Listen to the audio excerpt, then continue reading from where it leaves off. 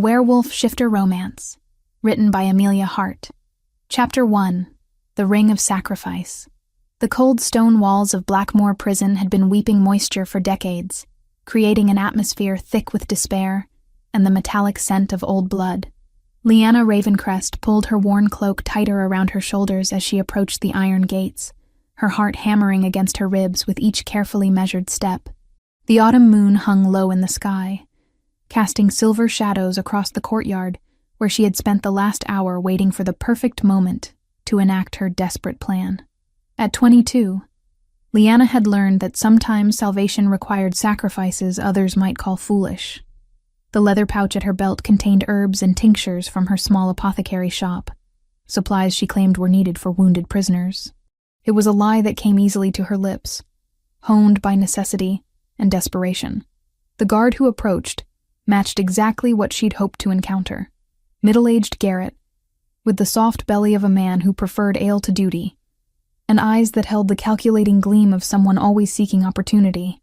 According to carefully cultivated tavern gossip, his debts far exceeded his meager salary. "You're out late, healer," Garrett said, his voice rough from years of shouting orders. "What brings you to this cursed place after sunset?" Leanna maintained careful composure, though every instinct screamed to flee this dangerous gamble. There are men inside who will die before dawn without proper care. Surely even condemned prisoners deserve basic mercy. She had rehearsed these words, knowing the right balance of compassion and authority could open doors that gold alone might not. But gold certainly wouldn't hurt, which was why her fingers trembled as they found the chain around her neck. "The alpha they brought in yesterday," she continued, voice dropping to barely above a whisper. "I've heard his condition is particularly grave. Silver shackles cause wounds that fester without treatment." Garrett's eyes narrowed with interest. She was walking a dangerous line, showing knowledge about the supernatural prisoner brought to Blackmoor under heavy guard.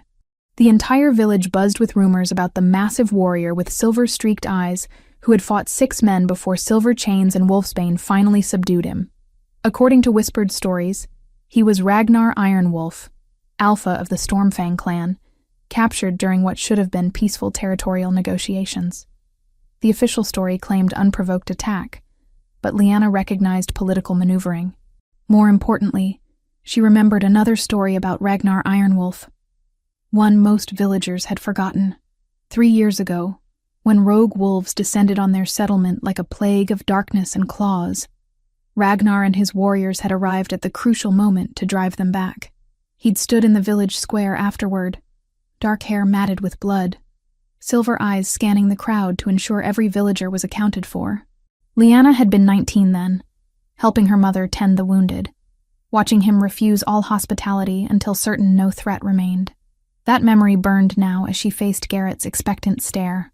She owed Ragnar Ironwolf a debt that had weighed on her conscience for 3 years. The least she could do was ensure he didn't die alone, forgotten. "What exactly are you proposing?" Garrett asked, voice matching her whisper but gaining suspicious edge. Leanna's hand closed around the ring hanging from her neck. Her mother's ring, the only valuable thing she possessed. It was ancient silver inscribed with protective runes, passed down through generations of healers. Her mother had worn it until her death, and Leanna treasured it as both connection to her lost parent and symbol of her calling. The ring was worth more than Garrett earned in 6 months, and both knew it. 20 minutes alone with the alpha prisoner," she said quietly, pulling the chain free and letting moonlight catch the ring. 20 minutes to treat his wounds properly. In exchange, this is yours." Garrett's eyes fixed on the silver band with intensity that made her stomach churn.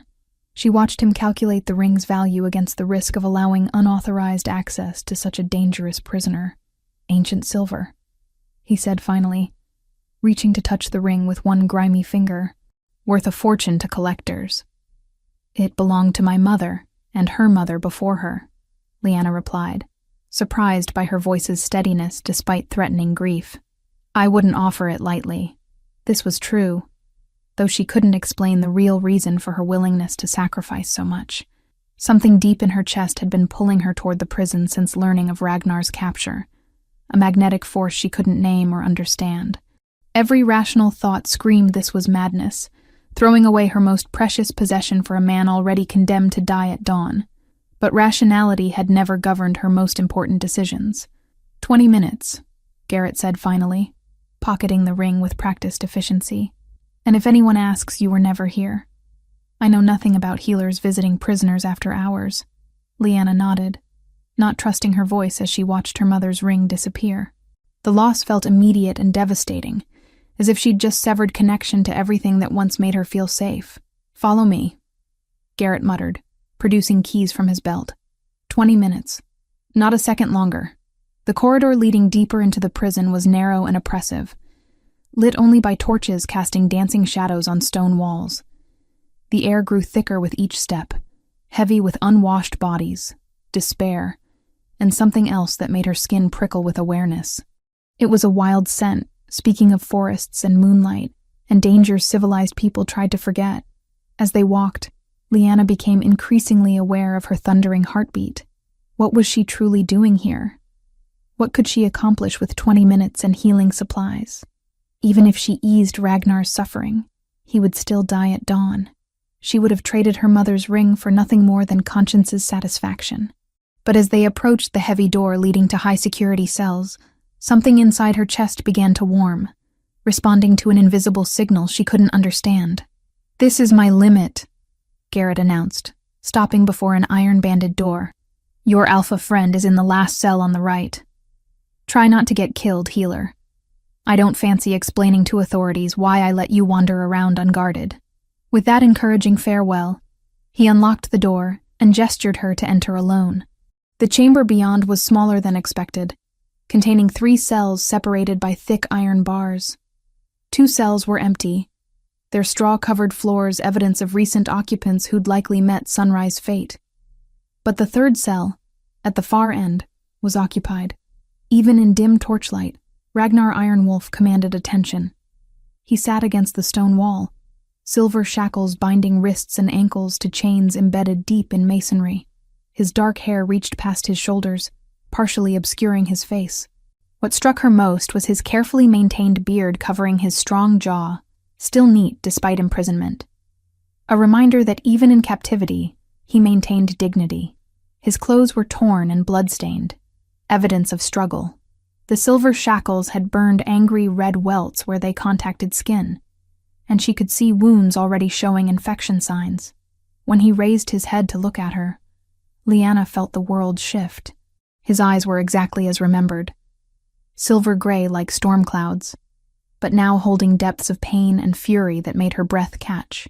More than that, something in his gaze seemed to reach across the space between them and wrap around her heart like invisible chains.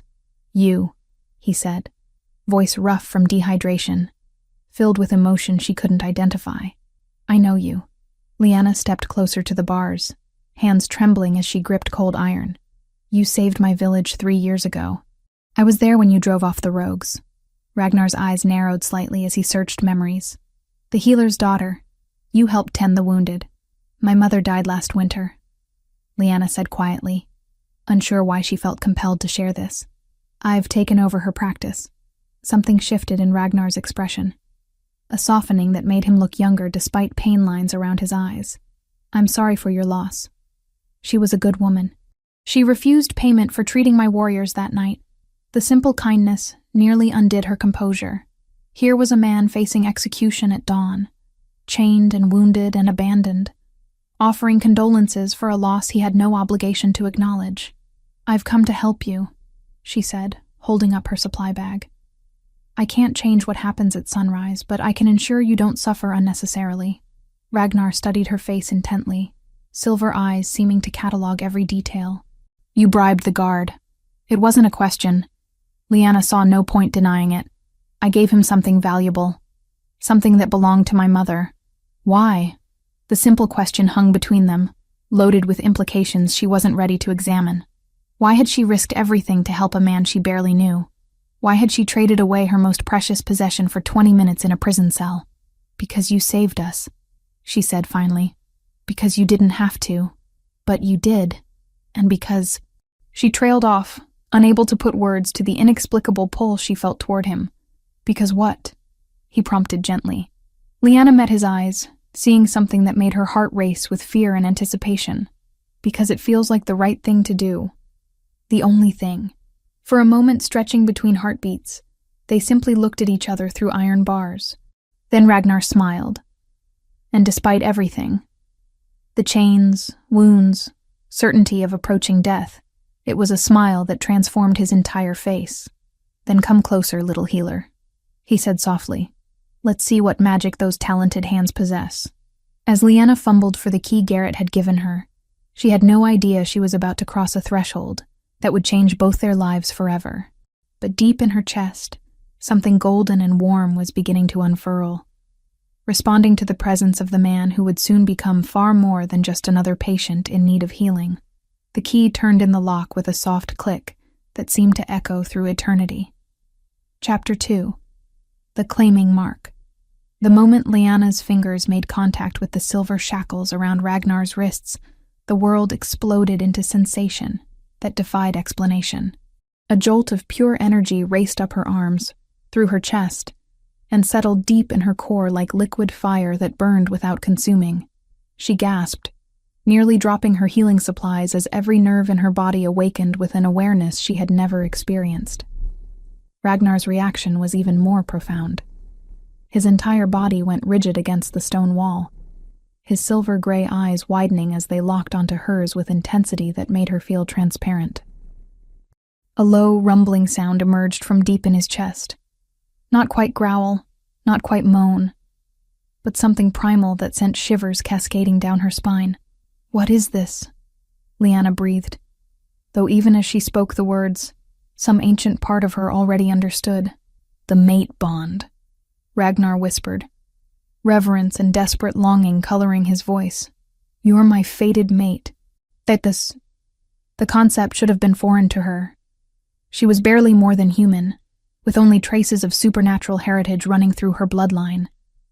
But somehow, recognition bloomed in her chest like sunrise. This connection, this magnetic pull that had been drawing her to him since the moment she learned of his capture, finally made sense within the context of werewolf folklore she'd dismissed as fairy tales. "That's impossible," she said, though her body responded to his presence in ways that had nothing to do with logic. Her skin felt hypersensitive, as though every nerve ending had been awakened from deep sleep. His scent, pine and leather and something uniquely masculine, filled her nostrils and made her head spin with unfamiliar desire. "Feel it," Ragnar urged, his voice rough with emotion. "The bond between us. It's been there all along, dormant but real. That pull you couldn't explain. The reason you risked everything to save a stranger." Lyanna's hands trembled as she worked to unlock the first shackle, her movements clumsy from overwhelming sensations coursing through her. The magnetic force that had compelled her to sacrifice her mother's ring. The inexplicable need to save him. It all crystallized now within this supernatural context. "I can feel you," she admitted, voice barely above a whisper. "In my chest, like warm light that grows stronger when I'm near you." As she lifted the silver shackle away from his wrist, her fingers brushing against angry red welts. That golden warmth spread throughout her body. Without conscious thought, she found herself channeling it toward his injuries, and watched in amazement as infected wounds began healing beneath her touch. "Moon-blessed," Ragnar observed, voice filled with wonder. "Your bloodline carries healing magic passed down through generations so ancient most have forgotten they existed." The first shackle fell away with metallic clang, and immediately the connection between them intensified. Ragnar flexed his freed hand, testing movement, and Lyanna couldn't help staring at how his muscles shifted beneath scarred skin. Even injured and imprisoned, he radiated power that called to something deep in her core. "How is this possible?" she asked, as she moved to the second shackle. "I'm not like you. I can't shift, can barely sense supernatural creatures unless they're standing directly in front of me." "The mate bond transcends species and power levels," Ragnar replied, eyes never leaving her face. "It connects souls meant to be together. You're more than you know, little healer. I can sense it. Strength that's been sleeping, waiting for the right catalyst to awaken it."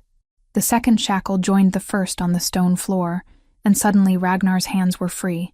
Instead of rubbing his wrists or stretching his arms, He reached for her with lightning reflexes, large hands cupping her face with gentleness that contrasted sharply with barely controlled wildness in his silver eyes. "Leanna," he murmured, and hearing her name on his lips sent another wave of heat through her already overloaded system. "My brave, beautiful mate. Do you understand what you've done? What you've sacrificed to save me?" She could feel his breath against her lips, could see flecks of darker gray in his irises, could smell the intoxicating scent that seemed designed to call to every instinct she possessed. "I gave you a chance to heal before." She couldn't finish the sentence, couldn't voice the reality of his approaching execution. "Before I die at dawn," he completed softly. "But you've given me something far more precious than a few hours without pain. You've shown me that fate hasn't abandoned me entirely." His thumbs traced across her cheekbones, and she found herself leaning into the touch, despite rational thoughts screaming warnings about maintaining distance. This was dangerous territory, not just because he was a condemned prisoner, but because of how her body responded to his proximity. She felt balanced on a cliff's edge, one step away from falling into an abyss from which she might never return. "The guards will return soon," she said, though she made no move to step away from his touch. "Then we don't have much time." His voice carried desperate urgency that made her heart ache. "Leanna, I won't force this on you. The choice must be yours, made freely. But I need you to know that in all my 28 years, I've never felt anything like what I feel when I look at you." The sound of distant footsteps echoed in the corridor beyond, reminding them both that her 20 minutes were nearly spent. In moments, she would have to leave this cell and watch them drag Ragnar to his execution. "If I accept the mate bond," she whispered. "What does that mean?" "It means you would be mine, and I would be yours, for whatever time we have left," he replied without hesitation. "The mating mark would identify you to all supernatural creatures as under my protection, even after my death." Something in his eyes made her breath catch. "There's more, isn't there?" Ragnar's hands tightened almost imperceptibly on her face. "The silver shackles weren't just meant to imprison me, little healer. They were designed to prevent something specific, to keep me too weak to do what every instinct demands when an alpha finds his fated mate." "Which is? To claim her completely," he said quietly. "The mating mark is only the beginning. But it would give you some protection, establish the bond strongly enough that even death might not fully sever it." The sound of jingling keys grew louder in the corridor. Garrett was returning, which meant her time was up. In moments, she would have to watch them lead Ragnar to his execution, unless— "The shackles on your legs," she said suddenly, understanding flooding through her. "If I remove them, I would be strong enough to escape," he confirmed, "but it would mean running together, leaving your old life behind forever. Are you prepared for that?" Leanna looked into his silver eyes and saw her entire future reflected there. Dangerous, uncertain, but filled with a love that burned brighter than any star. The logical part of her mind cataloged all the reasons this was insane. She barely knew this man beyond stories and a single act of heroism. She would be abandoning her shop, her patients, everything familiar. But the golden warmth in her chest pulsed stronger, and she realized that for the first time in her life, she knew exactly where she belonged. "Yes," she breathed, already reaching for the keys to his ankle shackles. "Yes, I accept the bond." The transformation in Ragnar's face was immediate and breathtaking. Pain and resignation vanished, replaced by something fierce and triumphant, and completely wild. His eyes began to glow with inner light, and she could feel his wolf rising to the surface, responding to her acceptance with primal satisfaction. "My mate," he growled, pulling her closer until she was pressed against the solid warmth of his chest. "My brave, perfect mate." His mouth found the curve of her neck, and she tilted her head instinctively, offering access to the traditional location for a mating mark. She felt the scrape of teeth against sensitive skin, the wet heat of his breath, and then sharp pain lanced through her as his canines pierced her flesh. The pain transformed instantly into pleasure so intense she cried out, would have collapsed if not for his strong arms holding her upright. The sensation was indescribable. Liquid fire flowing through her veins, rewriting every cell to recognize him as her other half. "Mine," he murmured against her throat, voice thick with satisfaction as he sealed the bite with his tongue. "Forever mine." The bond between them snapped into place with such force that Leanna gasped, suddenly able to feel his emotions as clearly as her own. His love, gratitude, and fierce protectiveness flooded her consciousness, along with something else that made her knees weak with desire. As the last ankle shackle fell away, Ragnar rose to his full height, and she could feel power flowing back into his body, the silver's weakening effects finally broken.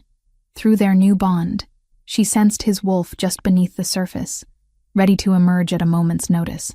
"The guard," she whispered, hearing Garrett's approaching footsteps. "Leave him to me," Ragnar replied, and there was something in his voice that spoke of patience finally exhausted and vengeance long overdue. The cell door clanged open as Garrett appeared, his expression shifting from impatience to shock to terror as he took in the scene before him.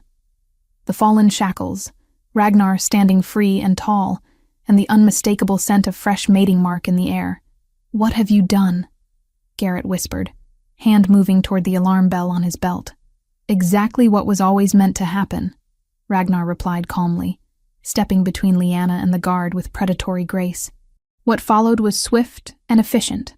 Ragnar's hand closed around Garrett's wrist before the guard could raise the alarm, and with movements too quick for human eyes to follow, he rendered the man unconscious without killing him.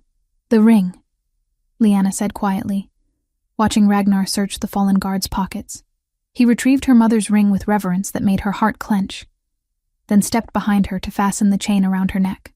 His fingers brushed against the fresh mating mark as he did so, sending aftershocks of pleasure through her entire system. "Never again," he murmured against her hair. "Never again will you sacrifice what matters to you for my sake." The sound of distant alarm bells began to echo through the prison, but they were no longer trapped. Through their bond, Leanna could feel Ragnar's wolf rising to the surface, preparing for the escape that would transform them both from prisoners into fugitives. "Ready to run, my brave mate?" he asked, silver eyes beginning to glow with supernatural light. Leanna looked at the unconscious guard, at the fallen shackles, at the man who had become her entire world in the span of 20 minutes. "Together," she said firmly. "Whatever comes next, we face it together." As they stepped out of the cell and into an uncertain future, the mate bond pulsed between them like a golden thread, binding them together with magic older than civilization itself. The woman who had walked into Blackmore Prison as a lonely healer was leaving as something far more powerful, the fated mate of an alpha with abilities she was only beginning to understand. The real adventure was just beginning. Chapter 3: Blood and Pursuit. The alarm bells of Blackmore Prison began their bronze dirge, just as Lyanna and Ragnar reached the outer courtyard, their voices cutting through the pre-dawn darkness like the cries of hunting banshees. Lyanna pressed herself against the cold stone archway, her heart hammering against her ribs as shouts erupted from the guards' quarters and the sound of running feet echoed off ancient walls. They had discovered the unconscious guard and empty shackles. The mating mark on her neck throbbed in rhythm with her frantic pulse, and through the supernatural bond they now shared, she could feel Ragnar's presence beside her like a steady flame. He was alert, calculating, his predatory instincts fully awakened after days of forced weakness. 20 men, maybe more, he reported grimly, his enhanced hearing detecting what her human senses couldn't yet perceive. Armed with silver weapons and wolf's bane nets. They're organizing quickly. Whoever planned my imprisonment prepared for this possibility. Through the courtyard's shadows, Leanna caught glimpses of movement as armed guards spread out in coordinated search patterns. These weren't the usual prison guards. They moved with military precision, their equipment gleaming with the telltale shine of silver. "There's another way out," she said quickly, her mind racing through childhood memories of exploring the countryside around Blackmore. The old mining tunnels. My mother showed me the entrances when I was young. She used them to move unseen between villages when treating patients. Ragnar's eyes sharpened with interest. "You know these tunnels well enough to navigate them in darkness?" "Well enough," Leanna confirmed, already moving toward what appeared to be an innocuous pile of rubble at the base of the prison's outer wall. The dwarven miners built them centuries ago, before the prison existed. Most entrances were sealed, but some of us never forgot where they were hidden. Her fingers found the concealed lever her mother had shown her years ago, and a section of wall swung inward with the grinding of ancient stone. Beyond lay a tunnel disappearing into impenetrable darkness, but she could feel cool air speaking of deep passages and multiple exits. "Lead the way, clever mate," Ragnar said, his voice carrying both admiration and something deeper, pride in her resourcefulness. "And remind me to thank your mother's spirit for raising such a remarkable daughter." As they plunged into the darkness beneath Blackmoor Prison, Lyanna felt a surge of exhilaration that had nothing to do with their narrow escape. For the first time in her adult life, she was exactly where she belonged, beside the man who valued her mind as much as her heart, fleeing toward an uncertain future that nevertheless glowed with possibility. The tunnels were exactly as she remembered, narrow but well constructed, with smooth walls showing the skilled craftsmanship of their builders. Her fingers trailed along stone as she walked, using touch to guide them through passages that hadn't seen light in decades. Behind her, Ragnar moved with the silent grace of his wolf, trusting her completely to lead them to safety. "Tell me about Victor," she said quietly, as they navigated a particularly winding section. Through their bond, she could sense layers of hurt and betrayal surrounding the name, emotions carefully controlled but still raw. "Victor and I grew up together after his parents died in a hunting accident," Ragnar replied, his voice carefully neutral. "My father took him in, raised him alongside me. I trusted him with everything: pack secrets, strategic plans, even my own doubts and fears." The pain in his words made her chest tight with sympathy. "What changed between you?" "Power," Ragnar said with bitter simplicity. "When my father died 2 years ago and I became Alpha, Victor expected to be named my second. When I chose someone else based on merit rather than family connection, something in him turned cold. I thought he had accepted my decision, but apparently he'd been planning revenge ever since." They paused at a junction where 3 tunnels branched off in different directions. Lyanna closed her eyes, trying to remember which path her mother had taken during their childhood explorations. "So he made contact with enemy clans and offered to deliver you to them?" she asked, choosing the leftmost tunnel based on the feel of air movement. "More than that," Ragnar replied grimly. "He fed them intelligence about our patrol routes, our defenses, even the locations of our sacred sites. The meeting where I was captured was supposed to be a negotiation for territorial boundaries, but it was a trap from the beginning." The implications made her stomach churn. How many others were hurt because of his betrayal? 3 of my warriors died in that ambush. Ragnar's voice dropped to a growl that made her primitive hindbrain shiver with recognition. Good men with families, cut down because they trusted their alpha to keep them safe. Lyanna reached out without thinking, her hand finding his in the darkness and squeezing gently. The moment their skin made contact, that golden warmth began flowing between them again, and she felt the tension in his shoulders ease slightly. "Their deaths aren't your fault," she said firmly. "Victor's choices are his own responsibility, not yours." "Are they?" Ragnar's hand tightened around hers. "If I had been a better judge of character, if I had seen the signs of his resentment, then you would be prescient, not just an alpha." Lyanna interrupted. "You can't protect people from every possible threat, Ragnar. Sometimes terrible things happen despite our best efforts."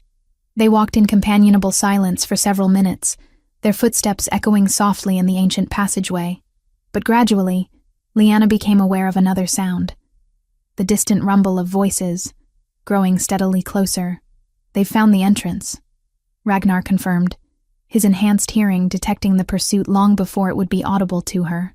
Multiple groups, moving through different tunnel systems. Victor must have known about these passages. Of course he did, Lyanna realized with growing dread.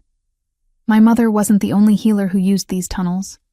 If Victor has been planning this for 2 years, he would have researched every possible escape route. Ragnar finished grimly. "We're not just being pursued. We're being herded."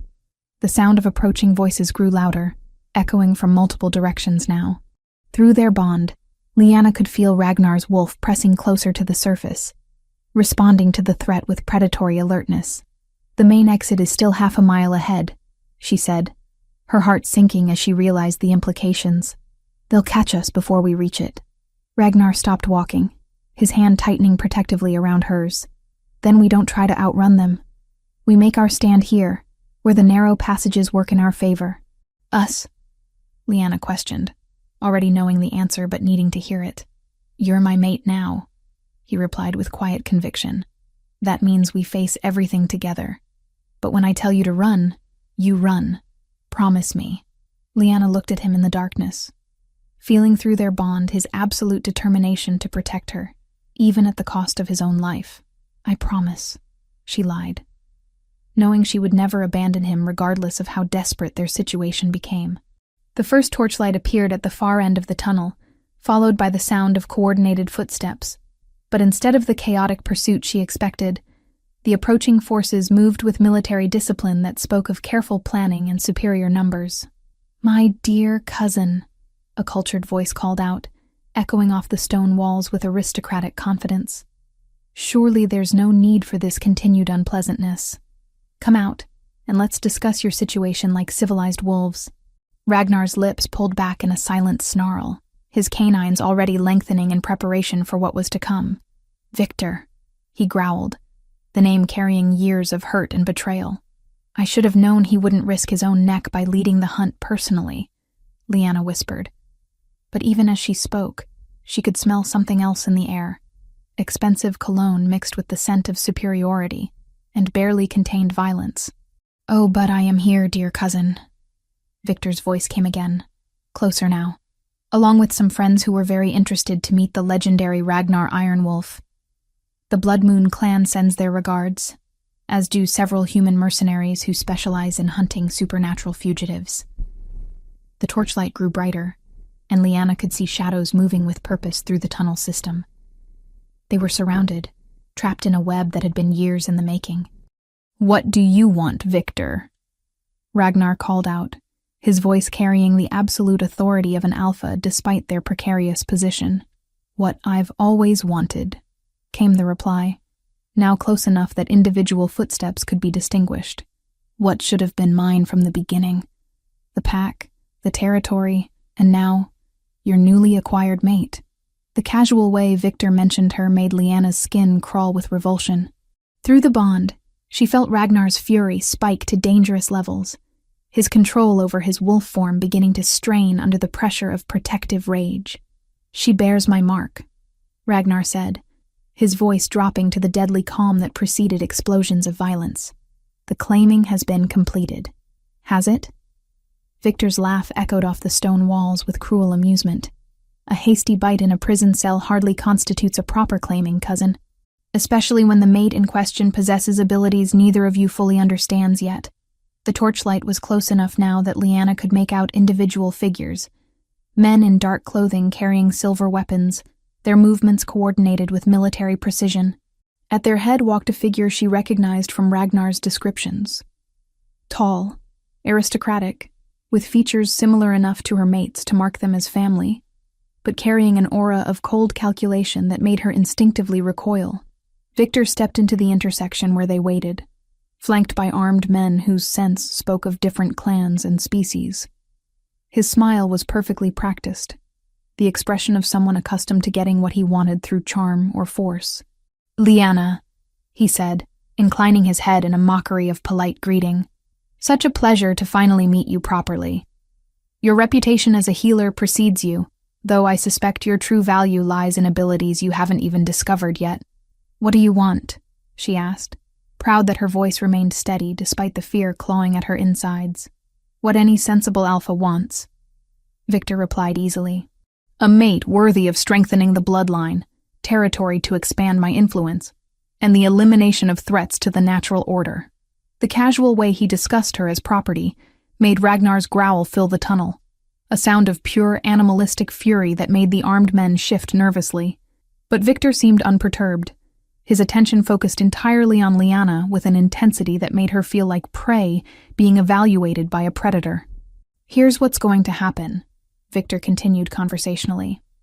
You're going to come with me willingly, and in exchange, I'll ensure Ragnar's death is quick and relatively painless.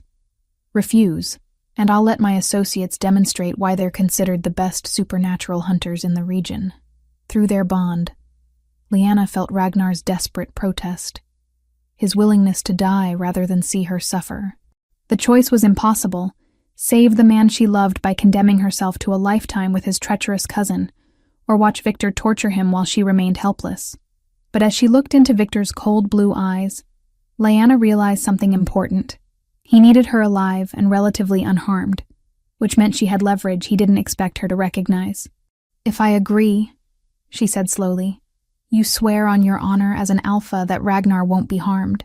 "You have my word," Victor replied solemnly, though something in his expression suggested his definition of honor might not match hers. Lyanna felt Ragnar's shock through their bond as she stepped forward, lifting her chin with all the dignity she could muster. But instead of the submission Victor expected, she smiled, an expression cold enough to make several of his mercenaries take involuntary steps backward. "Then you should know," she said quietly, "that you've made a critical error in your planning." Victor's confident expression flickered with the first hint of uncertainty. "What do you mean?" Through their bond, Lyanna sent Ragnar a pulse of absolute trust and determination. "You assumed the mate of an alpha would be weak. You forgot that the moon goddess never bonds strength to weakness, only to its equal." The golden warmth in her chest suddenly blazed like a star going nova, and the healing abilities she'd always taken for granted transformed into something far more potent. The mating mark on her neck began to glow with soft silver light, and she watched Victor's eyes widen with the first stirrings of genuine fear. "Now, my love," she whispered, and felt Ragnar's wolf surge to the surface with predatory joy. What followed would become legend among the surviving mercenaries. The night a healer discovered she was so much more, and an alpha reclaimed both his freedom and his destiny in a tunnel deep beneath Blackmoor Prison. Chapter 4. Sanctuary and Truth. The abandoned cottage sat nestled in a grove of ancient oak trees, its stone walls weathered by decades of neglect, but still solid enough to provide shelter from the storm clouds gathering overhead. Lyanna pushed open the heavy wooden door, her muscles aching from the harrowing journey through forest paths that seemed to exist more in memory than reality. The air inside was musty with disuse, but dry, and she could see the outline of a stone hearth that promised warmth once she managed to coax fire from the scattered kindling. "This will serve our needs," Ragnar said quietly, his voice still carrying the rough edge of someone who had spent hours balancing between human and wolf form during their desperate flight. He had shifted back to human shape only when they reached the cottage, and Lyanna was trying very hard not to think about how his torn prison clothes revealed the powerful physique of a man built for both protection and conquest. She busied herself with building a fire, grateful for the familiar task that gave her hands something to do, while her mind processed everything that had transpired since walking into Blackmoor Prison. The mating mark on her neck pulsed with constant awareness of his presence, and every time he moved behind her, arranging their meager supplies, checking the cottage's defenses, she felt echoes of sensation that made her breath catch.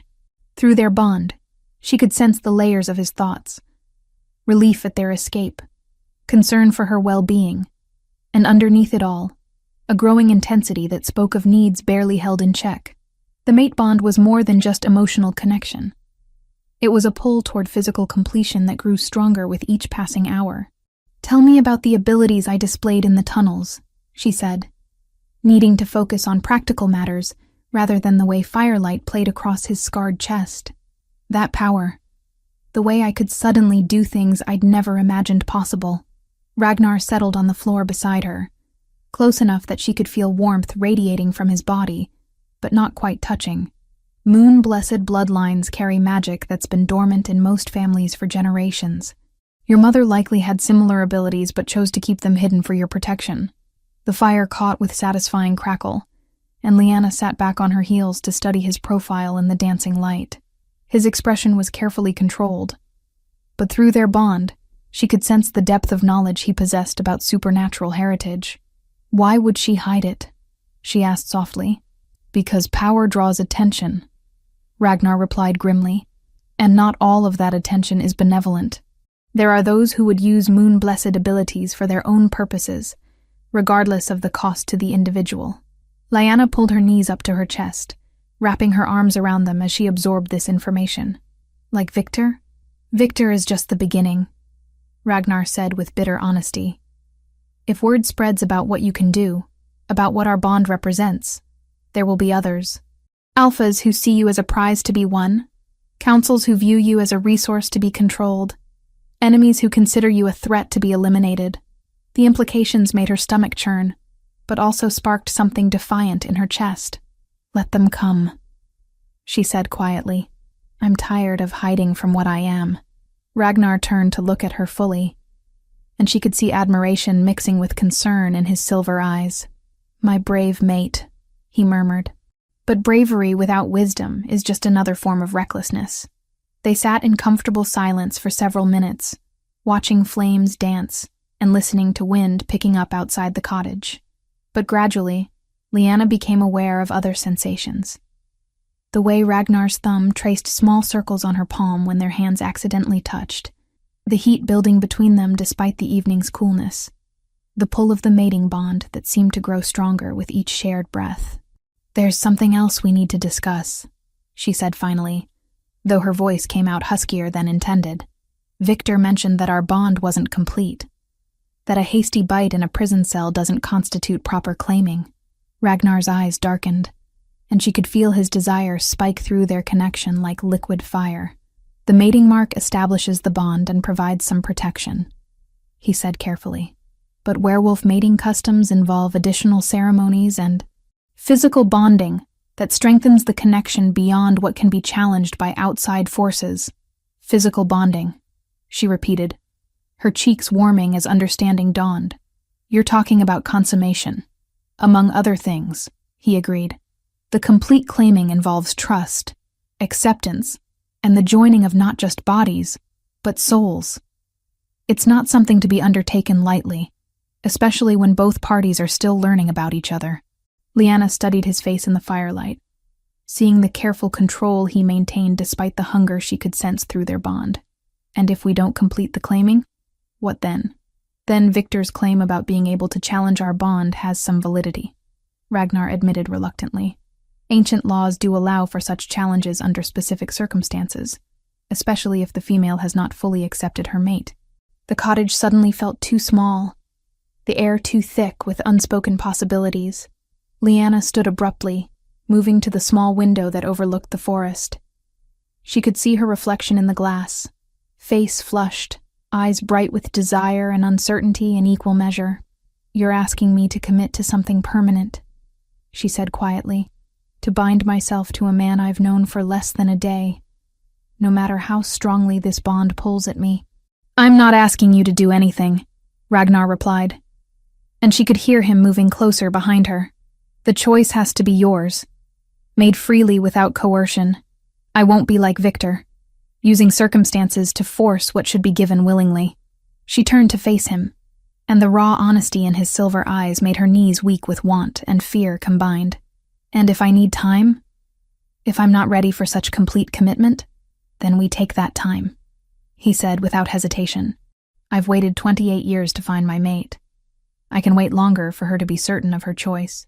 The declaration should have reassured her, but instead, it only highlighted the impossible situation they faced. If she delayed, Victor could use ancient laws to challenge their bond. If she agreed immediately, she would be binding herself to someone she barely knew, no matter how strong the supernatural connection between them. Show me, she said suddenly, the words escaping before her rational mind could stop them. Ragnar went very still. Show you what? Everything, she clarified, though her voice trembled with nervousness. If I'm going to make this choice, I need to understand what I'm choosing. Show me your wolf. Show me what it means to be mated to an alpha. Show me the truth of what we could become together. For a long moment, he simply stared at her. Then, slowly, he began to remove the tattered remains of his prison clothes. Lyanna's breath caught as more of his skin was revealed, not just because of his undeniable masculine beauty, but because of the scars that mapped his body like a history of battles fought and survived. I'm not just a man who can become a wolf, he warned quietly. I'm a predator, Lyanna. A creature designed by nature to hunt, kill, and dominate. The beast inside me recognizes you as mine, with an intensity that sometimes frightens even me." She nodded, though her heart was racing with equal parts terror and anticipation. "Show me everything." The transformation began with his eyes, the silver irises beginning to glow with inner fire that spoke of wildness barely contained. Then his muscles started to ripple and expand, his human form blurring as supernatural forces reshaped bone and sinew with fluid grace. She watched in fascination, as his carefully groomed beard remained perfectly maintained, even as the rest of his features elongated, as though his wolf form respected the dignity he maintained, even in his most primal state. Within moments, the man was gone, replaced by a creature that stole her breath with its magnificence. His wolf form was even larger than she had glimpsed during their escape, a massive beast with midnight black fur that seemed to absorb the firelight, but it was his eyes that held her captive. Still recognizably Ragnar's, but now burning with the ancient wisdom of apex predators. The wolf approached her slowly, giving her time to flee if she chose. When he was close enough to touch, he lowered his massive head and waited, offering her the choice of contact without pressure or demand.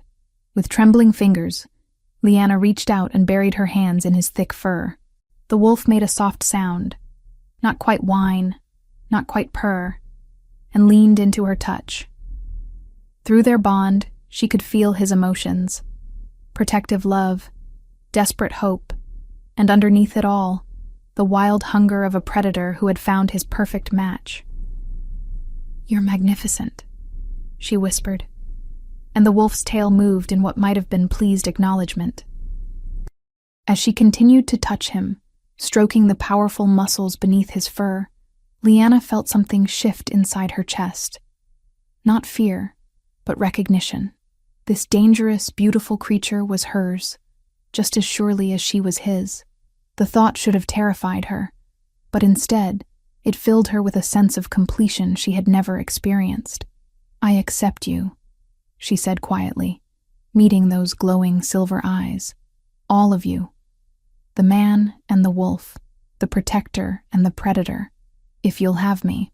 The wolf stilled beneath her hands, and she felt his overwhelming joy through their bond like sunrise warming her from within. Gradually, he began to shift back to human form, the transformation as beautiful and fluid as before. When Ragnar stood before her again, naked and magnificent, and utterly hers, he cupped her face in his hands with infinite gentleness. "My mate," he murmured, and the words carried the weight of vows spoken and destinies accepted. "My brave, perfect mate. Are you ready to complete this bond between us?" Lyanna looked into his eyes and saw her future reflected there, dangerous, uncertain, but filled with a love that would burn brighter than any star. The cottage around them seemed to hold its breath, waiting for her answer. "I'm ready," she whispered, and stepped forward to claim the destiny that had been calling to her since the moment she first saw him chained in that prison cell. As Ragnar's arms closed around her, and his mouth found hers in a kiss that tasted of promise and forever, the mate bond between them blazed like molten gold, preparing to forge them into something stronger than either could be alone. The true claiming was about to begin. Chapter 5. The Price of Betrayal. 3 days of paradise had passed in the abandoned cottage. 3 days where the world narrowed to nothing beyond stone walls that sheltered them from everything except their growing connection. Lyanna had never imagined such happiness was possible. Waking in Ragnar's arms each morning, sharing quiet conversations by the fire, learning the rhythms of a love that felt both ancient and startlingly new. The mating bond between them had settled into something warm and steady, a constant golden thread that made her feel complete in ways she had never known she was lacking. But paradise, as every fairy tale warned, was never meant to last forever. The sound that woke her wasn't loud, just the soft scrape of a boot on stone somewhere beyond their sanctuary. But Ragnar went rigid beside her, his enhanced senses detecting threats long before her human ears could perceive them. Through their completed bond, she felt his instant transformation from sleepy contentment to lethal alertness. "How many?" she whispered, already reaching for the clothes they had learned to keep within easy reach, a precaution that had become habit. "Too many to count," Ragnar replied grimly, sliding from their makeshift bed with predatory grace. At least 30, surrounding the cottage in coordinated positions. They've been moving into place for hours while we slept. Leanna's blood chilled as the implications hit her. Victor, his scent is everywhere, Ragnar confirmed, his voice carrying controlled fury that spoke of patience finally exhausted, along with mercenaries, Blood Moon clan warriors, and something else. Magic that doesn't belong to our kind. As if summoned by their conversation, a cultured voice called out from the forest beyond their walls. It carried easily through the morning air, with aristocratic confidence, and just enough mockery to make Leanna's skin crawl with instinctive revulsion. "Cousin dear," Victor's voice drifted through the stone walls. "Surely there's no need for this continued unpleasantness. Come out, and let's discuss your situation like civilized wolves." Ragnar's lips pulled back in a silent snarl that was more wolf than human. Victor always did prefer pretty words and overwhelming numbers to honest confrontation. "Who else is he working with?" Leanna asked, struggling into her dress while trying to keep her movements silent.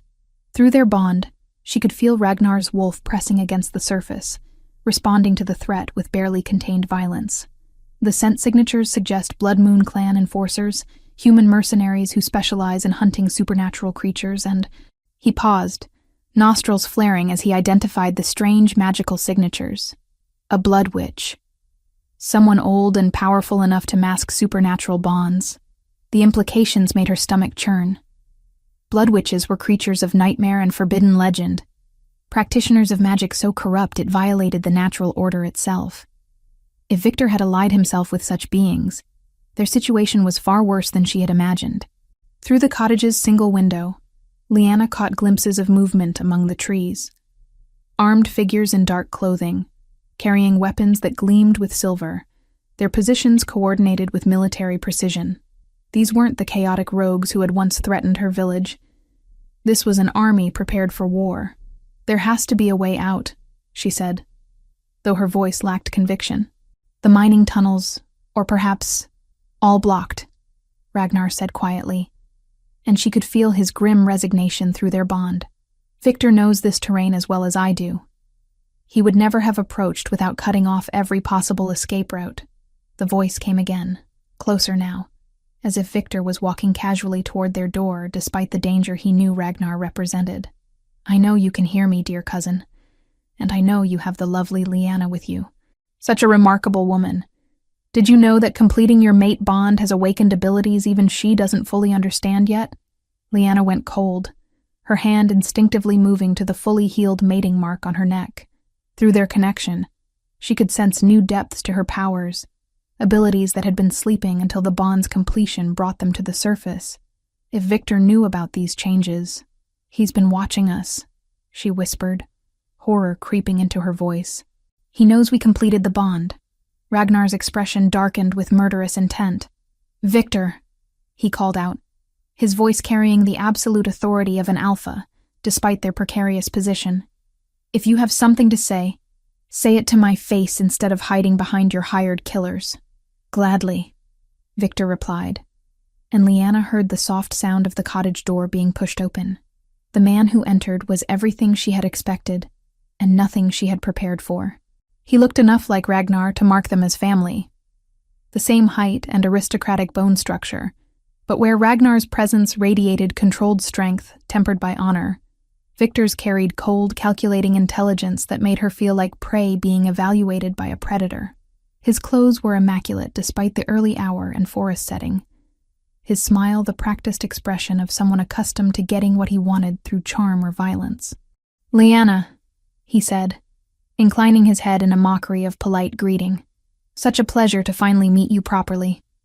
I must say, completing the mate bond has done wonders for your potential. What do you want, Victor?" Ragnar stepped protectively in front of her, every line of his body radiating the promise of violence. "What I've always wanted," Victor replied with casual ease. "What should have been mine from the beginning. The pack, the territory, and now, your extraordinarily gifted mate." The way he spoke about her as property made Leanna's stomach churn, but also sparked something defiant in her chest. "I belong to no one but myself," she said, proud that her voice remained steady despite her fear. Victor's smile widened, showing teeth that seemed just slightly too sharp. Ah, but that's where recent developments have changed things considerably. You see, my dear, completing the mate bond with dear Ragnar has awakened bloodline abilities that make you far more valuable than either of you realized. Through their bond, she felt Ragnar's sudden surge of protective rage, but also something else. Fear. Not for himself, but for her, and what Victor's words implied. The moon-blessed bloodline carries power that's been dormant in most families for generations, Victor continued conversationally. But when awakened by the bond with a sufficiently powerful alpha, those abilities can reshape the very nature of supernatural politics. Healing becomes destruction, protection becomes conquest, wisdom becomes the power to command the very forces of nature. You're insane, Lyanna whispered, though even as she spoke the words, she could feel truth in them. The powers she had displayed during their escape, the way she could sense magical signatures and influence supernatural forces, it was all connected to the completed bond. Am I? Victor pulled a small vial from his coat, and Lyanna could see dark liquid swirling inside with its own malevolent life. This contains a sample of your mother's blood, taken the night I killed her. Blood that still carries echoes of the poison I used to ensure she couldn't share family secrets with her daughter. The casual admission hit Lyanna like a physical blow, stealing the breath from her lungs. You murdered her? I eliminated a threat to the natural order, Victor corrected with chilling matter-of-factness. Your mother understood what you could become with the right catalyst. She spent years suppressing your abilities, hiding your true nature from those who would use you. But death has a way of making such precautions irrelevant. Ragnar's growl filled the cottage, a sound of pure animalistic fury that made the windows rattle. You murdering bastard! Careful, cousin, Victor interrupted, raising one hand in a gesture that brought armed figures into view at every window and doorway.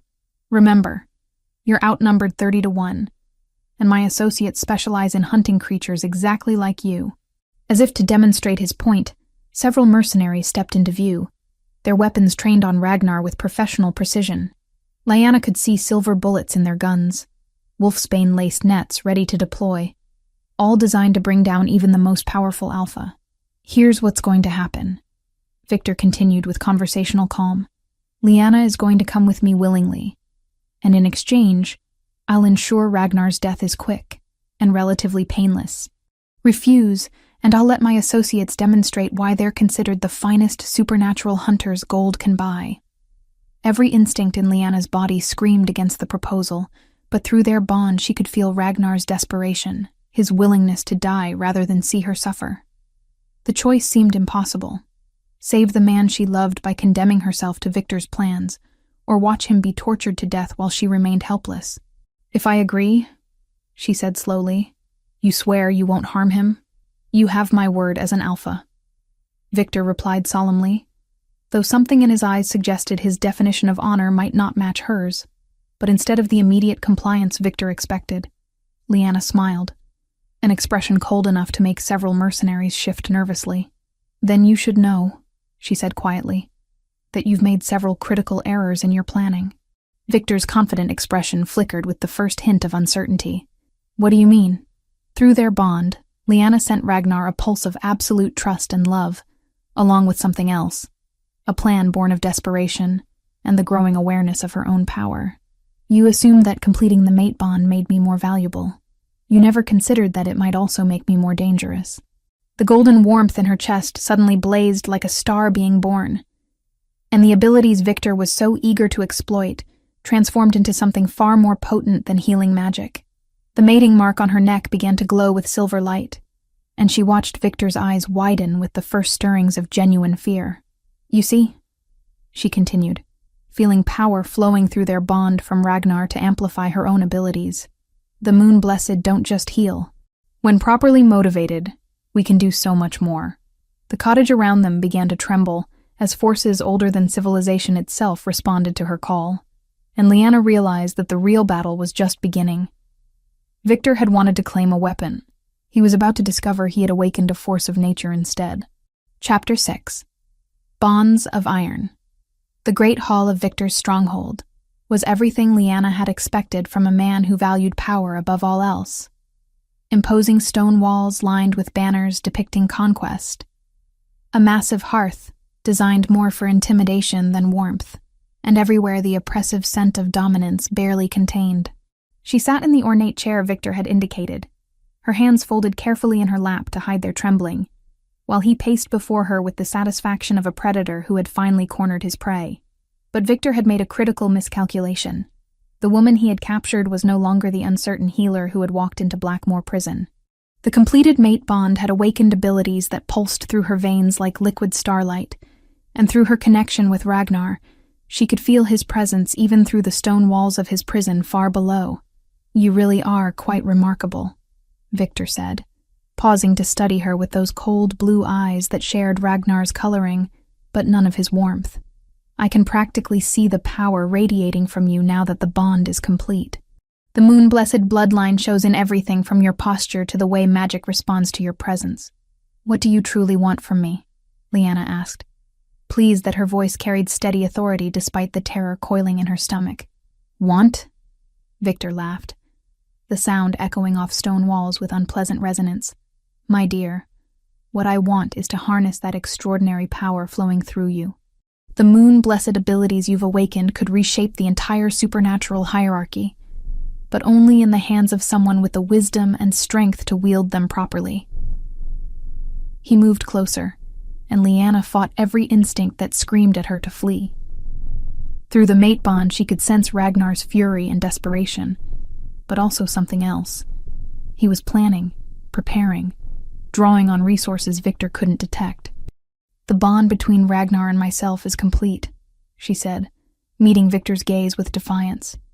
"You can't simply break what the moon goddess herself has forged." "Can't I?" Victor's smile was sharp as a blade.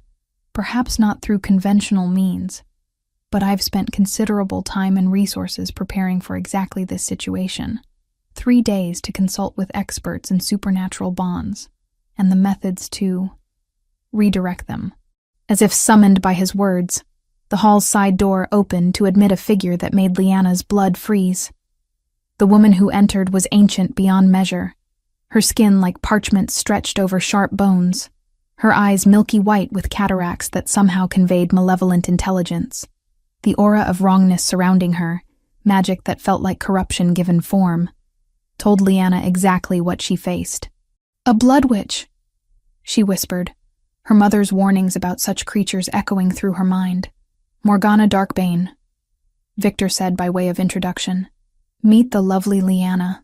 Morgana, this is our moon-blessed prize." The witch approached with shuffling steps that covered ground with unnatural speed.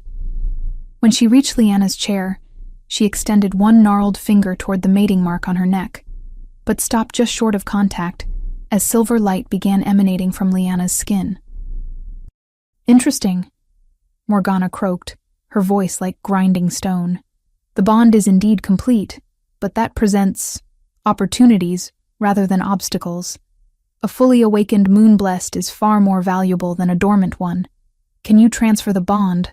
Victor asked, his tone carrying casual interest that made Lyanna's stomach churn. "Transfer, redirect, amplify, all within my capabilities," the witch replied with disturbing enthusiasm. "But such power comes with proportional risk. The moon-blessed are not passive vessels to be manipulated at will. Their magic has ways of defending itself." Through her bond with Ragnar, Lyanna felt a pulse of fierce approval and something else. Instructions, wordless but clear. He was telling her to trust in her abilities, to remember that the magic flowing through her was hers to command. "What are the risks?" Victor pressed, though his eyes never left Lyanna's face. "If the ritual fails," Morgana said with chilling matter-of-factness, "the backlash could destroy everyone in this hall. Moon-blessed magic, when cornered, becomes volatile, but successfully completed, you would possess not only her abilities, but the amplification that comes from bonding with power already awakened."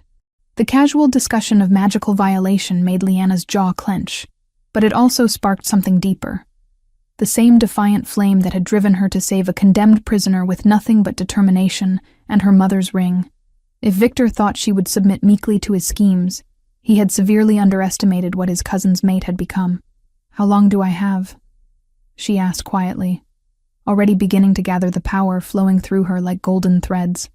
"Until moonrise," Victor replied, checking the high windows where afternoon light was already slanting toward evening. "Morgana's magic works best under the full moon, and tonight's celestial alignment is particularly favorable. Hours." She had hours before they attempted to violate the most sacred bond known to their kind. Through her connection with Ragnar, she could feel his growing desperation, his frantic efforts to escape whatever prison held him. "May I have time alone to prepare myself?" she asked, injecting just enough resignation into her voice to make Victor believe she was beginning to accept the inevitable. "Of course," Victor replied magnanimously. "I want you to understand that this is ultimately for the greater good. Your abilities combined with my strategic vision could bring peace and order to territories that have known only chaos." The twisted logic in his words made Lyanna want to scream, but she nodded gracefully and allowed herself to be escorted to a guest chamber that was clearly designed as a comfortable prison. The door locked from the outside, the windows were barred, and she could sense armed guards in the corridor beyond. But as she settled into the chair beside the window, Lyanna felt something she hadn't expected. Her mother's spirit seeming to whisper encouragement, reminding her of lessons half forgotten about the true nature of their bloodline. Closing her eyes, Lyanna reached deep into memories of childhood, searching for fragments of knowledge her mother had shared about moon-blessed heritage. Not just healing, but other gifts that came with their ancient lineage. The ability to sense supernatural creatures across vast distances, to influence magical energies, and most importantly, to send her consciousness along the bonds that connected her to those she loved, placing her hand over her heart where the mate bond pulsed like a second heartbeat. Lyanna began focusing all her energy on that golden connection. The process was exhausting, requiring her to pour her life force into the bond until she felt hollow and dizzy. But gradually, the connection strengthened and solidified, becoming less like a thread and more like a bridge spanning the distance between their souls. Through that bridge, she sent everything. Not just words, but complete understanding of where she was, what Victor planned, the presence of the Blood Witch, and the timing of the ritual. Most importantly, she shared her own plan, desperate and dangerous as it was. The moon-blessed bloodline carried power that could be used for healing, yes, but also for other purposes if the wielder was prepared to pay the price. If Victor wanted to harness her abilities through blood magic, perhaps she could turn that same magic against him and his witch. But she would need Ragnar's strength amplifying her own, and she would need perfect timing. The connection stabilized just as footsteps sounded in the corridor outside. Through the mate bond, she felt Ragnar's fierce approval of her plan, along with his promise that he would be ready when the moment came. "Little healer," came Victor's voice through the door. "It's time for you to fulfill your true destiny." Lyanna stood slowly, smoothing her dress and checking that the small vial of wolfsbane and silver extract she had managed to prepare was secure in her sleeve. It wasn't enough to kill an alpha outright, but it would certainly weaken him at the crucial moment. "I'm ready," she called back, surprised by the steel in her own voice. As the door opened, and Victor's guards moved to escort her back to the great hall, Lyanna felt the mate bond pulse with love and determination. Whatever happened next, she would face it as Ragnar's equal. Not as a prize to be won, but as a force of nature finally awakened to her true power. The Blood Witch might think she understood moon-blessed magic, but she was about to discover that some bonds were forged by forces far older and stronger than any corruption she could wield. Chapter 7. Blood and Fire. The great hall had been transformed into something from the darkest of nightmares. Black candles flickered along the stone walls, their flames casting writhing shadows that seemed to move with malevolent purpose. The air was thick with incense that burned her throat and made her eyes water. But underneath it, Lyanna could detect the metallic scent of fresh blood. At the center of the hall, Morgana had drawn an intricate circle using what looked suspiciously like dried blood mixed with powdered silver, the patterns pulsing with their own sickly light. Victor stood beside the Blood Witch, resplendent in ceremonial robes that made him look like some twisted parody of a holy man.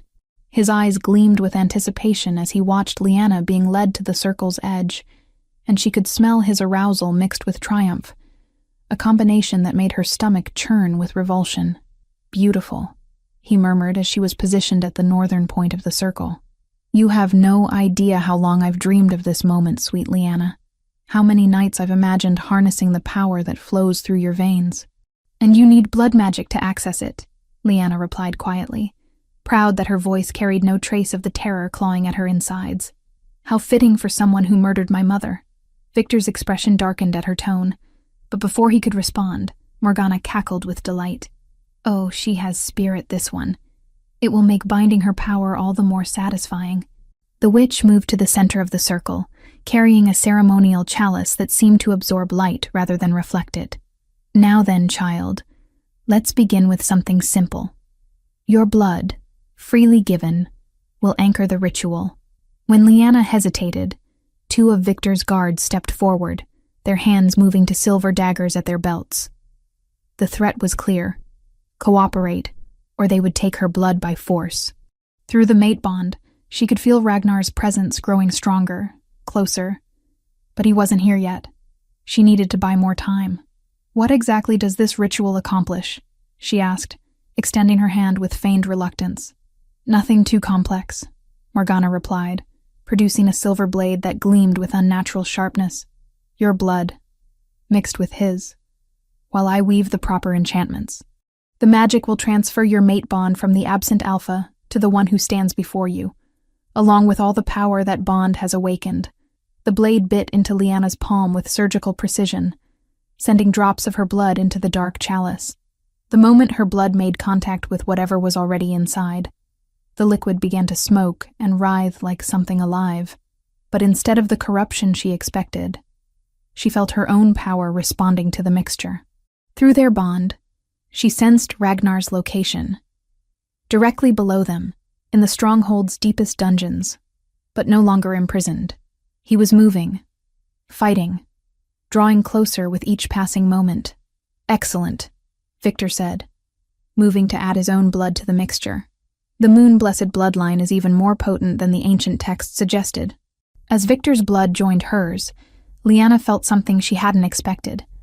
A brief moment of connection, similar to but utterly wrong compared to the mate bond she shared with Ragnar.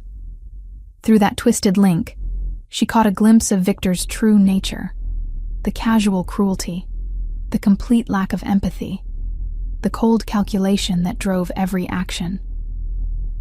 But she also sensed something else, a fundamental weakness in his magical defenses.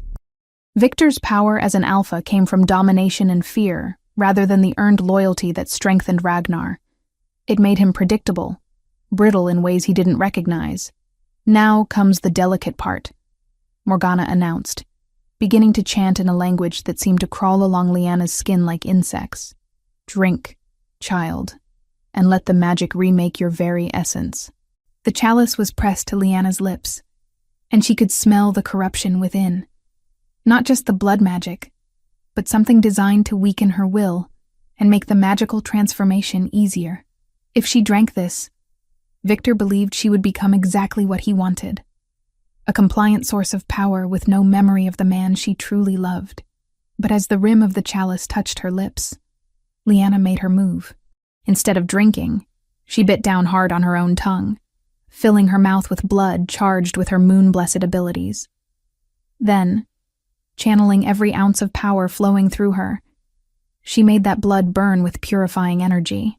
When Morgana forced the chalice forward, expecting her to swallow the corrupted mixture, Lyanna spat her charged blood directly into the witch's face. The effect was immediate and catastrophic. Morgana shrieked as the purified blood ate through her flesh like acid, her ancient features dissolving into writhing corruption.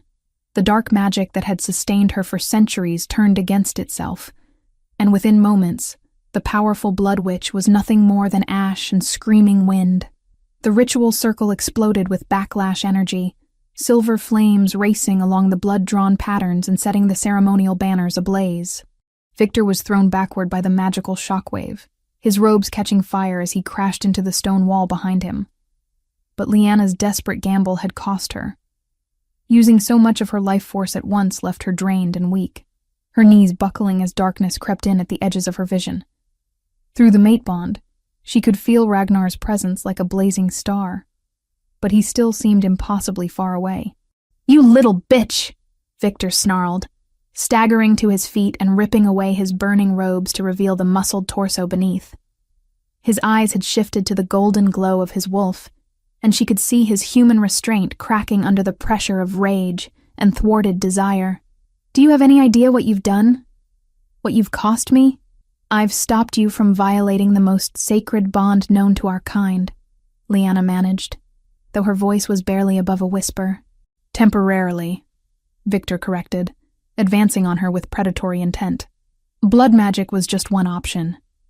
There are other methods of claiming what I want, older and far more brutal." He grabbed her chin with fingers that were already extending into claws, forcing her to meet his glowing eyes. "I'm going to tear your precious mate bond apart piece by piece, then rebuild it in my image. And you're going to feel every moment of the process. Like hell you will." The voice that cut through Victor's threats was low, deadly, and utterly familiar. Lyanna's heart leaped as Ragnar stepped through the great hall's massive doorway, his silver eyes blazing with the cold fury of an alpha protecting his mate. Behind him came warriors she recognized, members of his pack who had infiltrated the stronghold during the chaos of the ritual. "Cousin," Victor said, his grip tightening on Lyanna's chin hard enough to leave bruises.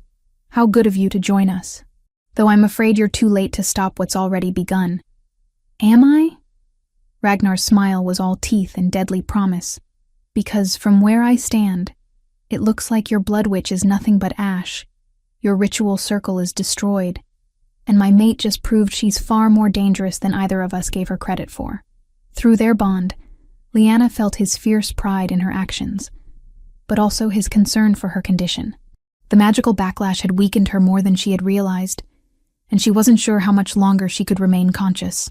"It doesn't matter," Victor replied, though his voice carried a note of desperation that hadn't been there before. "She's still here, still within my power. One snap of her pretty neck, and your precious mate bond dies with her." "True," Ragnar agreed conversationally, taking another step into the hall. "But you seem to be forgetting something important about bonds between powerful alphas and awakened moon-blessed healers." "Which is?" Before Victor could react, Lyanna felt power flowing through the mate bond. Not her energy going to Ragnar, but his strength filling the hollow spaces in her spirit. The connection between them, tested by separation and magical interference, suddenly blazed with renewed vitality. "They work both ways," Ragnar said calmly. Victor's eyes widened in horror as he realized what was happening. But it was too late. Lyanna's moon-blessed abilities, amplified by Ragnar's alpha power, erupted from her in a wave of pure, cleansing energy. Victor screamed as the power burned through him, not enough to kill, but more than sufficient to send him crashing to the floor in agony, his grip on her finally broken. The guards who had been moving to surround Ragnar suddenly found themselves facing his elite warriors, and the great hall erupted into chaos as silver flashed in the torchlight and the sounds of battle rang from the ancient stones. But Lyanna only had eyes for Ragnar as he covered the distance between them in 3 swift strides, gathering her into his arms with desperate relief. "My brave, brilliant mate," he murmured against her hair, and she could feel his hands shaking as they held her. "What you did to that witch. I felt your courage through our bond. I've never been more proud of anyone in my life." "Is it over?" she asked, though she could still hear fighting echoing from other parts of the stronghold. "Not yet," Ragnar replied grimly, his eyes finding Victor's writhing form across the hall. "But soon. Victor's supporters are scattered, his alliance with dark magic is broken, and word of his treachery has spread to every pack within 100 miles. He has nowhere left to run." Victor struggled to his knees, his face twisted with pain and fury that would have been frightening if not for the obvious defeat written in every line of his body. "This isn't finished, cousin. Even if you kill me, there will be others. Others who understand that power belongs to those strong enough to take it. Perhaps," Ragnar said quietly. "But they'll find something they're not prepared for waiting. a united front, and the knowledge that true strength doesn't come from domination or fear, but from protecting those we love. As the sounds of battle began to fade, and Victor's remaining supporters either surrendered or fled, Leanna felt hope blooming in her chest like sunlight after the longest winter. The nightmare was finally ending, and through their bond, she could sense new possibilities unfurling. A future where her abilities could be used to heal rather than destroy, to unite rather than dominate. They were free, both of them. Finally, and completely free. Chapter 8. The Crown of Luna. 6 months had passed since the night Victor's treachery was exposed, and his dark alliance with blood magic finally broken. 6 months of rebuilding, healing, and forging new alliances between territories that had once viewed each other with suspicion and mistrust. The great hall of Ragnar's stronghold bore no resemblance to the dark, oppressive space it had been under Victor's brief occupation. Now it glowed with warm firelight and echoed with celebration, filled with representatives from dozens of neighboring territories who had come to witness something unprecedented: the formal coronation of a moon-blessed Luna. Leanna stood before the ancient mirror in her chambers, hardly recognizing the woman who stared back at her. The simple healer's dress had been replaced by robes of midnight blue silk, embroidered with silver threads that caught light like captured starlight. Around her throat rested a collar of worked silver, not a mark of submission, but a symbol of power that had belonged to Luna Queens for generations beyond count. Her dark hair had been woven with tiny silver bells that chimed softly with each movement, and her green eyes seemed to glow with inner light that spoke of magic fully awakened and embraced. "You look like the moon goddess herself," Ragnar said from the doorway, his voice filled with the same wonder that had colored their interactions since they had emerged victorious from Victor's stronghold. He was magnificent in his own ceremonial robes, the deep forest green complementing his silver eyes and the carefully groomed beard that had become his signature. "I feel like I'm about to face the most important test of my life," Leanna admitted, turning to face the man who had become her anchor in a world that sometimes still felt overwhelmingly vast. "What if the other packs reject my authority? What if they think a former village healer has no business leading territories?" Ragnar crossed the room in 3 swift strides, taking her hands in his and squeezing gently. Through their mate bond, which had grown stronger and more complex over the past months, she could feel his absolute confidence in her abilities. The same woman who sacrificed her mother's ring to save a condemned stranger, who faced down a blood witch and destroyed centuries of dark magic, who united 3 separate pack territories through nothing but determination, healing magic, and an unshakable moral compass. He smiled, the expression transforming his stern features into something warm and inviting. "That woman is more than ready to be Luna." From the great hall below came the sound of voices raised in harmony, the ancient songs that preceded all major pack ceremonies. Leanna felt familiar nervousness flutter in her stomach, mixed with something deeper and more profound. Today wasn't just about accepting a title or position of power. Today was about fully embracing the destiny that had been calling to her since the night she walked into Blackmoor prison, with nothing but desperate hope and her mother's ring. "There's something else," she said quietly, her free hand moving to rest on the subtle curve that was only just beginning to show beneath her ceremonial robes. "Something wonderful I need to tell you before we go down there." Ragnar went very still, his enhanced senses no doubt detecting the subtle changes in her scent that she had only begun to notice herself a few days ago. Through their bond, she felt his growing excitement and wonder. "Leanna, the pack healers confirmed it this morning," she said, unable to suppress the radiant smile that spread across her face. "Twins. A boy and a girl, if their predictions prove accurate. Our bond was so powerful that it created new life almost immediately after completion." For a heartbeat, Ragnar simply stared at her, his silver eyes wide with shock and growing joy. Then he swept her into his arms, spinning her around the chamber, while his laughter echoed off the stone walls with pure elation. "Twins," he repeated, setting her down gently and cupping her face in his hands. "Moon-blessed twins born to an alpha bloodline. Do you have any idea how rare that is? How miraculous? Rare enough that half the representatives downstairs will probably want to negotiate betrothal contracts before the children can even walk," Leanna replied with mock seriousness. though her heart raced with joy at his reaction. "Let them try," Ragnar growled, his protective instincts already flaring at the mere suggestion. "Our children will choose their own mates when they're ready, just as their parents did. They'll be raised with love, not political maneuvering." The sound of ceremonial horns from below indicated that the coronation was about to begin. Lyanna took a deep breath, drawing strength from their bond and the new life growing within her, and nodded to Ragnar that she was ready. They made their way to the great hall together, their footsteps echoing in perfect synchronization. The assembled crowd fell silent as they appeared at the top of the grand staircase.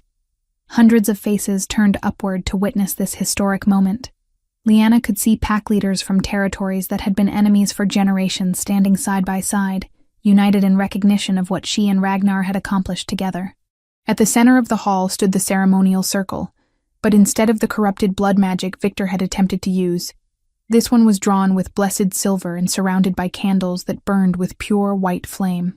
The Elder of Elders, an ancient werewolf whose authority transcended individual pack loyalties, waited beside the circle with the Luna crown in his weathered hands. "Who comes before this assembly to be recognized as Luna?" the Elder called out, his voice carrying easily through the vast space. "I do," Lyanna replied, her voice steady and clear. "Lyanna Ravencrest Ironwolf, mate to Ragnar Ironwolf, alpha of the Stormfang Pack, protector of the United Territories of the Northern Reaches. And what do you offer as proof of your worthiness to bear this ancient responsibility?" This was the moment Lyanna had been preparing for, the question that would determine whether the assembled packs accepted her authority or rejected it. She stepped forward into the ceremonial circle, feeling the blessed silver warm beneath her feet. "I offer the healing of old wounds," she said, extending her hands and allowing her moon-blessed abilities to manifest as golden light that pulsed from her palms. "I offer unity where there was division, protection for the innocent, and the wisdom to know when mercy serves better than vengeance." The light from her hands spread outward, touching each person in the great hall and carrying with it a sense of peace and belonging that transcended pack loyalties. She heard gasps of wonder from the crowd as they felt the touch of ancient magic, the same power that had once blessed the first unions between wolves and humans.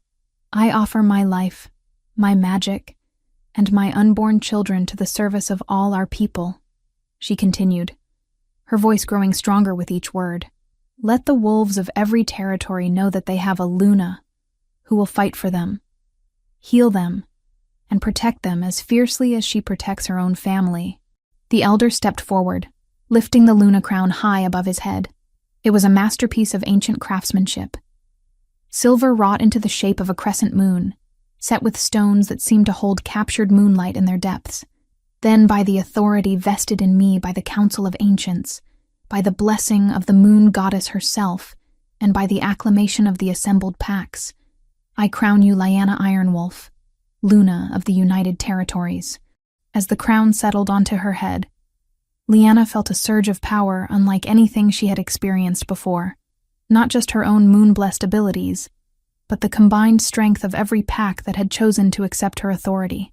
Through the mate bond, she felt Ragnar's fierce pride and love, but also something new, absolute certainty that together they could build something lasting and beautiful from the ashes of old conflicts. The great hall erupted in cheers that seemed to shake the very foundations of the stronghold. Pack leaders who had been enemies mere months ago stepped forward to offer their loyalty, their warriors raising voices in songs of celebration that spoke of unity and hope for the future. But as the celebration reached its peak, Lyanna felt a familiar warmth stirring in her chest. Not the mate bond this time, but something deeper and more mysterious. The twins she carried seemed to respond to the magic flowing through the hall, their tiny sparks of life pulsing in rhythm with her heartbeat. She looked at Ragnar and saw the same realization reflected in his silver eyes. Their children would be born into a world of peace and unity, raised with the knowledge that love could triumph over hatred, that courage could overcome any obstacle, and that sometimes the greatest sacrifices led to the most beautiful rewards. "Luna," Ragnar said formally, offering her his arm with a smile that was purely for her, despite the hundreds of witnesses surrounding them. "Alpha," she replied, accepting his escort with the same mixture of love and respect that had brought them to this moment. As they walked together through the cheering crowd, Lyanna caught sight of a small table near the back of the hall, where her mother's ring rested in a place of honor. She had never expected to see it again after trading it to free Ragnar from his cell, but it had been recovered and returned to her as a symbol of the sacrifice that had started their incredible journey. The ring gleamed in the candlelight, its ancient runes seeming to pulse with their own inner fire. Her mother would have been proud, Lyanna realized, to see her daughter not just surviving in the world of supernatural politics, but thriving in it. The healing traditions that had been passed down through generations of moon-blessed women would continue through her children, creating a legacy that would endure long after she and Ragnar became nothing but cherished memories. "What are you thinking about?" Ragnar asked quietly as they reached their places at the high table. Lyanna smiled, one hand moving instinctively to rest over the twins growing within her. "The future," she replied. "Our future, our children's future, and all the beautiful possibilities that open up when you're brave enough to sacrifice everything for love." As the celebration continued around them, Alpha and Luna sat side by side, their bond strengthened by trials overcome and their hearts full of hope for the tomorrow they would build together. The woman who had once believed herself ordinary had become the cornerstone of a new age, and the man who had been condemned to die alone had found his true purpose in protecting and cherishing the mate who had saved not just his life, but his very soul. Sometimes, Lyanna reflected as she watched their people celebrate in the great hall that had once echoed with Victor's cruelty, the most beautiful love stories began with the darkest moments, and sometimes, if you were very lucky and very brave, those stories had the most magnificent endings of all.